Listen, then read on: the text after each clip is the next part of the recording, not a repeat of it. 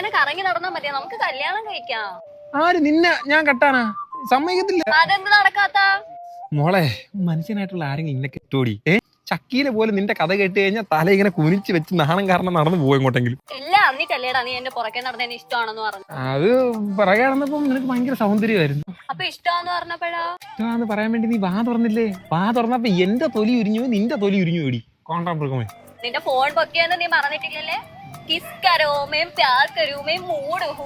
ഞാൻ കച്ചറയാണെങ്കിൽ നീയും കച്ചറയാടാ. കച്ചറയും കൂടെ അങ്ങ് ചേരും. നമ്മുടെ പിള്ളേരൊക്കെ വെറും ലോ കച്ചറകളായിരിക്കും അല്ലേ?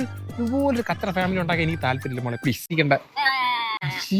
കണ്ട കായലിൽ നിന്ന് വാരിയെടുത്ത കക്കയും വാരി തലയിട്ട് ഞണ്ടിനെ പോലെ മുടിയിട്ട് നിന്നെ മറ്റേ അക്കോറിയത്തിൽ കൊണ്ടിരുത്താ മൂശി, ആഫ്രിക്കൻ മൂശി. കല്യാണം വെക്കാൻ കഴിയുക, പക്ഷെ വഴക്കുണ്ടാക്കി കഴിഞ്ഞാൽ മിണ്ടാൻ പാടില്ല. പറ്റൂ?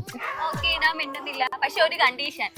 വഴക്കുണ്ടാക്കുമ്പോ സോറി മോളെ, സോറി മുത്തേ അങ്ങനെ പറയുമോ നീ? പറ്റും. എങ്കിൽ ഇപ്പൊ നമ്മള് വഴക്കായി, സോറി പറ. എന്റെ പൊന്നെ സോറി, സോറി. എന്റെ തക്കിടുവാണേ സോറി. നിന്റെ അച്ഛന്റെ സോറി എടി, നിന്റെ കൊച്ചച്ഛന്റെ സോറി. മിണ്ടാൻ പറ്റൂല. എടി മുതു സോറി, എടി മുതു സോറി.